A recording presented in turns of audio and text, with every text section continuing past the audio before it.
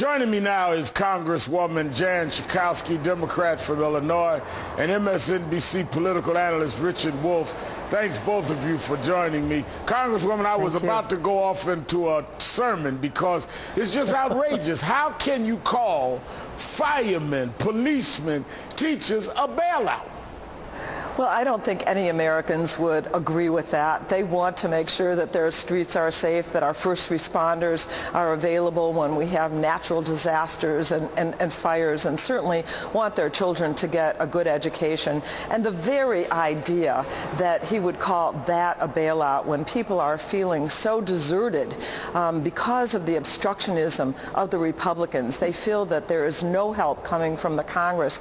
And they're right. This is Republican leadership that is willing to bring the economy down. They've proved it already in order to defeat Barack Obama and take all Americans with them when it does. No, it's an amazing total disregard for what is good for the American people. Richard, let me show you this. Rick Santorum, when he was in the debate over housing, look at how he deals with how we deal with this housing crisis. Yep. What would you do as president to help fix the overall problem of real estate and foreclosures in America? We need to let the market work, and that's what hasn't been happening so far. These kinds of actions on the part of government haven't worked. The right course is to let markets work. In terms of what we need to do, we need to get government out of the way. Reform Dodd-Frank and reform a lot of these other regulations that have gotten in the way. Repeal the Jobs and Housing Destruction Act, known as Dodd-Frank. So here you have Santorum, Kaine, Romney, Bachmann. I mean, it's all of them saying almost the same thing of let it go the way it's going, let the markets fix it, let this happen, that happen. Government should stay out of the way. Government helped do us in by deregulation and allowing housing to become a crisis. So you don't want government to repair what government did? You know, Wait, look, there's obviously the 2000s and say that's how financial collapse, but if whatever your argument is on the economy and what the right policy is, just as a matter of politics, it's incredibly tone deaf. I mean, effectively they're saying to those homeowners who are struggling, you're on your own. Right. Go default, have your houses repossessed, let the market fix it out, and I guess you could go into a bed and breakfast or some motel somewhere until you figure out how to get things right. That's a tough sell in a difficult economy, and I don't know what these candidates think they're going to do in terms of reaching out to voters beyond that very narrow base that watches these kinds of debates in these primaries. Yeah, but Congresswoman, we're not even exaggerating this. Mitt Romney said outright, let me play you what he said. I want your reaction to this. Don't try and stop the foreclosure process. Let it run its course and hit the bottom, allow investors to buy homes, put renters in them, fix the homes up, and let it turn around and come back up. Let it run its course. Incredible. Let people default, put renters in. I mean, it would be shocking if it was not so real that he said this. Totally unacceptable. We have neighborhoods and in cities and even states that are so far underwater where people are losing their homes, where the government, what I appreciate about the president is he is saying we are not helpless in the face of this, and I am going to use all my power to make sure that homeowners who have little or even no equity in their homes are going to be able to stay there. What is Mitt Romney suggesting? That people by the millions, literally tens of millions, be thrown out of their homes without the government doing anything to help. And and they are such hypocrites, Al. They talk about how the stimulus doesn't work and we're not going to do anything to create jobs. And yet I see one after another of them grinning when they cut the ribbon for projects that are in their district. It just galls me.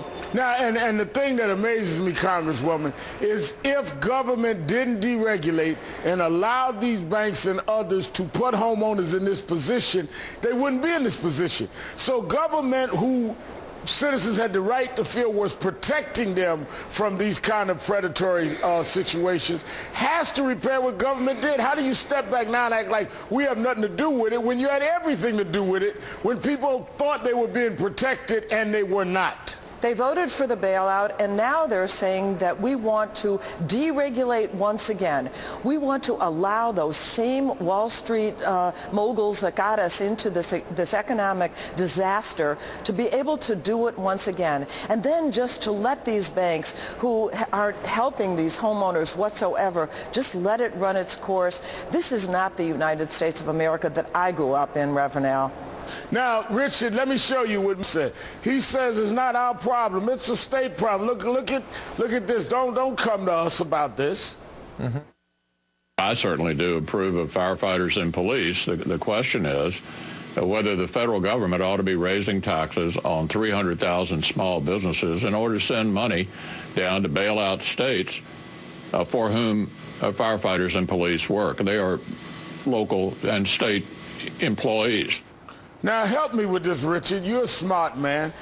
Should the federal government bail out states to help firefighters and police? No, the government ought to be protecting millionaires, he's saying. We ought to be protecting the billionaires and the big companies to make sure they don't have to pay more taxes, because we shouldn't be doing this to help these firefighters and police. That's the state's problem, and I don't know if that's our job. Our job is protecting the fat, rich guys. Right. Well, my opinion on whether they should or shouldn't isn't nearly as important as what the polls say. The American public thinks is the right thing to do, and you're looking at 60, 70% support for, quote-unquote, bailing out these states to help firefighters, first responders, teachers stay in their jobs. You know, there's a weird situation going on where you have a rhetoric from both sides. For a start, there's a real George Orwell-type speak of saying anyone earning $1 million or more is now a small business owner. I don't know how you square those two pieces of the English language up. But if you have both parties saying we need to get the economy moving, we need to get jobs going, there's not a lot you can do about the world economy facing crisis. Maybe you can't really do a whole lot to convince businesses to hire people, but there are some things government can control. Helping the states, which has been a traditional role of Washington for many, many decades, right, and modifying home loans. You know, you can't do much about the housing market, but changing the way underwriting rules play out through the government regulators, that's something Washington can do. So deal with the things you can do and let the market do everything else. That seems a reasonable position for the middle ground for the left and the right. Well, they know, Richard, where the regulators are because they deregulated them. Let me say this, Congresswoman, we're not just talking about something that is not real. This chart that I prepared shows that we're looking at the impact on the economy. 12,000 layoffs. This is police only. Police, 12,000 by the end of the year, 30,000 positions not filled. If we don't do something, this is the reality we face by the end of this year. And this is the real trickle down. Their trickle down is let's give tax cuts to millionaires and billionaires and somehow that'll help the rest.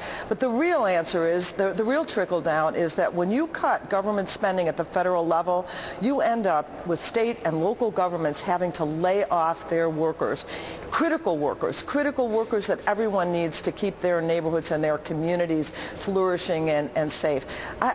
I see them working against the economy. The American people support the American Jobs Act. They want it to pass. But if not, then the president is saying loud and clear, I am not powerless. We are not powerless. Right. We're going to do everything we can to address this. You know that right now the student debt is larger than all credit card debt in this country, and it's about to hit $1 trillion worth That's of debt. why he's going to We're going to do something about that. That's why he's going to use an executive order on Wednesday. And when you've got people like Senator McConnell saying it's not our job to bail out states who need to do that for police and firemen, it's our job to protect the taxes of the rich, what are we talking about? Congresswoman Jan Schakowsky, Richard Wolff, thank you both very much. Thank you.